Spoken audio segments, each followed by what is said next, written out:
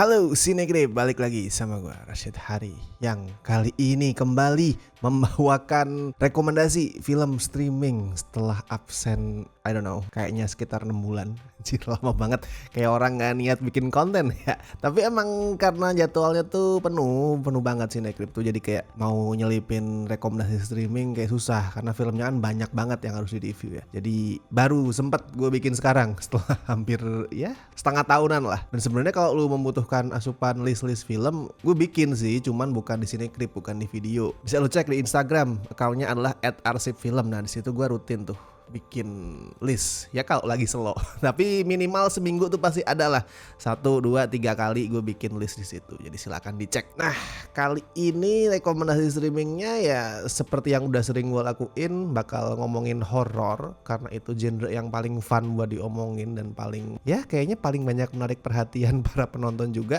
Tapi kali ini juga bertepatan sama Halloween ya. Besok di tanggal 31 Oktober kan pas Halloween. Jadi gue rasa timingnya juga cocok mendukung buat gue nge-share sebuah film horor. Tapi bukan horor biasa nih. Gue kali ini mau ngomongin sebuah subgenre horor yang sering dianggap remeh. Well, horor sendiri sebagai sebuah genre sering dipandang sebelah mata ya. Tapi subgenre yang satu ini jauh lebih dipandang bukan sebelah mata lagi, ini seperempat mata, atau bahkan orang tuh menutup mata sama subgenre yang satu ini.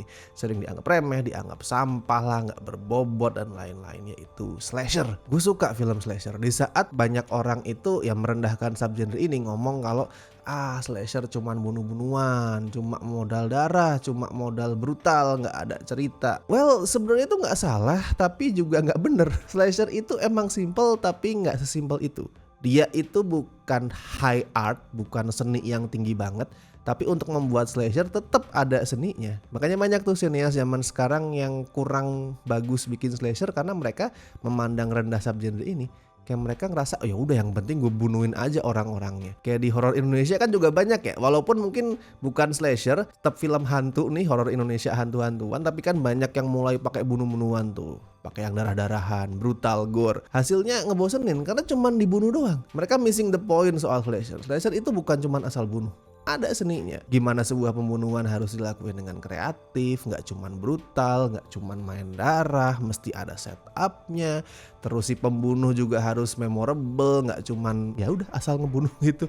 Nggak bisa. Tetap ada teknik yang harus diterapkan pada saat lu bikin slasher. That's why gue bikin list ini buat merekomendasikan judul-judul slasher ke kalian semua. Nah tapi kalau biasanya tuh rekomendasi film streaming tuh fokusnya ke satu OTT doang ya, Netflix, Prime dan lain-lain. Kalau di sini enggak nih. Kalau sekarang gue nggak membatasi cuman satu OTT. Kenapa? Soalnya slasher itu susah dicari kalau cuman gue mengacu pada satu OTT. Misalkan gue bikin video soal rekomendasi film slasher di Netflix, aduh nggak banyak. Keluarnya itu doang, paling Fear Street. Nah makanya kali ini gue gak membatasi satu OTT doang, dan gak cuman OTT yang ada di Indo. Apalagi yang mau gue omongin sekarang sesuai dengan judul yang sudah lu baca di videonya. Ini adalah soal slasher yang underrated. Karena kalau kita ngomongin slasher yang biasanya keluar paling judul-judul kayak Friday the 13th, Nightmare on Elm Street, Scream, Chucky kan. Ya udah gitu-gitu aja. So di sini gue mau memberikan rekomendasi soal 6 film slasher underrated yang bisa lu temukan di beberapa OTT. Kenapa 6? Karena angka 6 tuh identik sama horor ya, sama kejahatan, angka setan gitu. Jadi ya yaudahlah 6 aja, karena kalau 5 kayaknya terlalu sedikit, jadi gue tambahin 1. Dan seperti biasa ini list disusun berdasarkan urutan abjad ya, bukan dari yang paling bagus atau yang paling jelek, enggak, ini urut abjad. Dan yang pertama ada sebuah film yang dianggap sebagai salah satu film slasher pertama juga, yaitu Black Christmas yang rilis tahun 1974. Gue nggak bilang the very first ya, tapi one of the first, one of the earliest slasher films. Ini juga film yang ngasih influence gede banget ke John Carpenter pada saat dia bikin film Halloween yang original ya, yang tahun 78. Jadi lu bisa membayangkan lah seberapa influential film ini. Karena Halloween sendiri kan adalah film yang sangat-sangat berpengaruh tuh di perkembangan subgenre slasher. Nah ini yang menginspirasi itu. Kalau ceritanya itu diangkat dari urban legend The Babysitter and the Man Upstairs, yang itu dikombine sama pembunuhan real life, pembunuhan berantai yang terjadi di Montreal. Dan alurnya sebenarnya simple, tipe-tipe slasher lah, yaitu tentang sekelompok sorority girls, cewek-cewek yang di stalk sama seorang pembunuh pada saat mereka lagi liburan Natal. brutal. Slasher memang tidak perlu terlalu kompleks sebenarnya buat gue. Yang penting gimana pembunuhan itu dieksekusi, dan Black Christmas ini eksekusinya bagus. Itu pernah 2 kali di remake ya. Yang pertama itu versi 2006 yang dibintangin Mary Elizabeth Winstead, sama yang terbaru itu versi 2019 yang berusaha lebih kekinian gitu. Dua-duanya jelek. Nggak ada yang sebagus versi originalnya. Dan sebenarnya kalau ngomongin reputasi, Black Christmas ini dibanding judul-judul yang nanti bakal gue sebutin termasuk bagus sih. Cuman gue masukin underrated karena ya tadi, kalau orang ngomongin slasher yang influential, yang membuka gerbang buat film-film slasher lain, orang cenderung nyebutnya Halloween, that's it. Mereka lupa kalau Halloween itu terinspirasi dari Black Christmas juga. Jadi ya gue rasa bisa lah dibilang underrated. Dan gak cuma Halloween ya, jadi silakan lu tonton dan lu akan nemu kalau banyak judul slasher yang terkenal lain itu ngambil inspirasi dari Black Christmas. Termasuk Scream juga sama. Dan Black Christmas ini bisa lu tonton secara free, pakai VPN US tapi ya, di Tubi TV. Berikutnya ada film rilisan tahun 1988 yang judulnya adalah Evil Dead Trap. Tapi ini nggak ada kaitannya sama Evil Dead-nya Sam Raimi ya, nggak ada kaitannya sama sekali. Film ini gue sebut underrated karena gini, kalau misalkan orang-orang ngebicarain slasher, itu kan yang biasanya keluar adalah film-film US, film-film Hollywood, atau paling geser dikit tuh ke Eropa, Itali. Jarang yang ngomongin film Asia, termasuk Jepang juga. Evil Dead Trap ini salah satu slasher Jepang yang buat gue tuh menarik dan patut dapat sorotan lebih lah. Jadi ceritanya adalah tentang seorang presenter acara TV tengah malam yang mendadak dapat kiriman sebuah video snuff. Video snuff itu adalah video yang menampilkan pembunuhan nyata. Dan di video snuff yang dia terima, si presenter ngelihat ada seorang cewek yang dibunuh.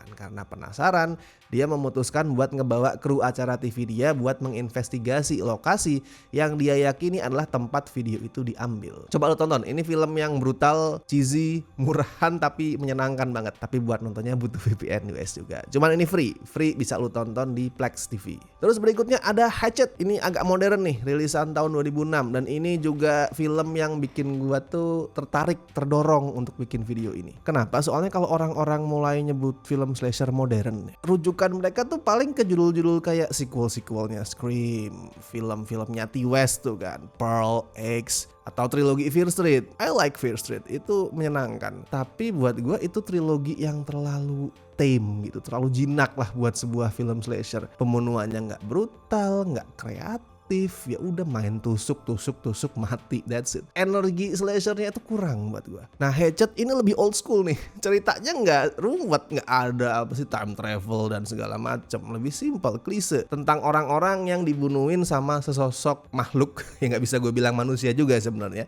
Makhluk yang bernama Victor Crowley pas mereka itu lagi liburan di danau. Simple banget kan, simple. Ala-ala Friday the 13th. Ya sama persis sebenarnya.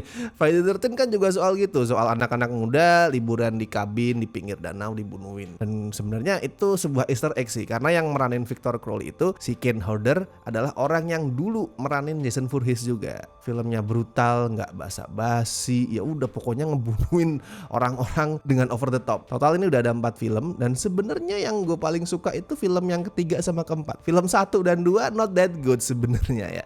Tapi ya untuk bisa menikmati yang ketiga dan keempat lo harus nonton yang pertama sama kedua dulu. Dan ya bukan jelek sih, ini kerasa agak inferior karena film ketiga dan keempatnya keren banget. Jadi silakan lah lu coba tonton dari yang pertama dulu. Dan seperti biasa ini film harus ditonton pakai VPN US ya.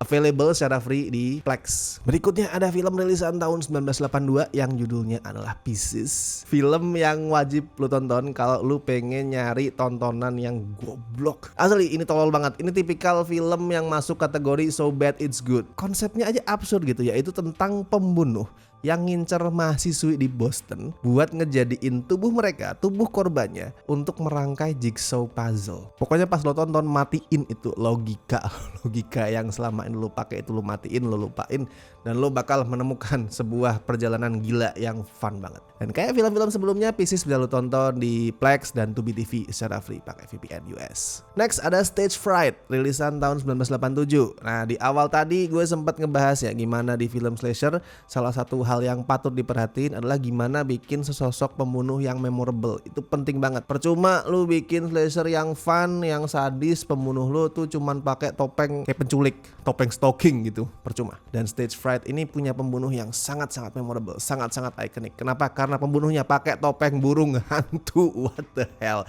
Coba mana lagi ada orang nih kepikiran ngebunuh pakai topeng burung hantu segede itu. Memorable banget. Jadi ceritanya si pembunuh burung hantu ini mengincar sekelompok aktor teater musikal yang lagi mengurung diri di sebuah gedung teater karena mereka itu lagi pengen latihan, dan disitulah mereka dibunuhin satu persatu.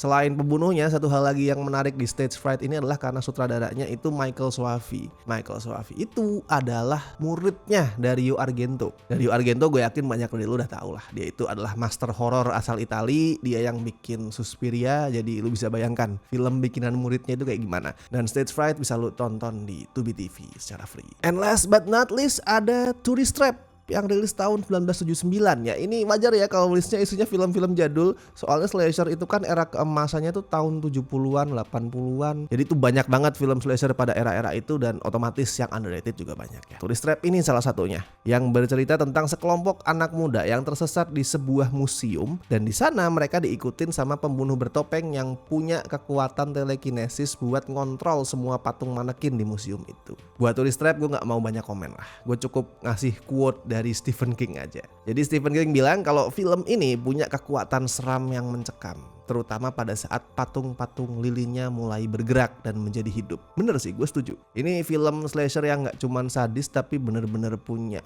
atmosfer yang creepy banget. Jadi silahkan lo cek sendiri, lo tonton di Tubi TV ya, secara free pakai VPN US. Oke, selesai sudah rekomendasi 6 film slasher underrated. Ya semuanya emang butuh VPN US, karena sekali lagi slasher itu dianggap remeh banget. Gak banyak OTT yang nampilin slasher legend tahun 70-an 80-an, padahal disitulah slasher itu mengalami masa keemasannya. Filmnya banyak, variatif, tapi ya itu tadi, karena dianggap sampah jadi susah buat ditemuin. Dan kalau misalkan lu punya rekomendasi lain soal film slasher yang underrated, gak harus lawas sih, yang baru-baru juga boleh, silakan lu tulisin di kolom komentar. Kita saling berbagi rekomendasi ya. Mumpung mau Halloween nih, buat modal tontonan semuanya, bisa lu kasih rekomendasi sendiri. Oke kalau gitu, dan seperti biasa gue ingetin jangan lupa like video ini, subscribe Cinecrip, dan buat teman-teman yang pengen ngebantu kami dengan kasih donasi seikhlasnya, as always ada berbagai cara.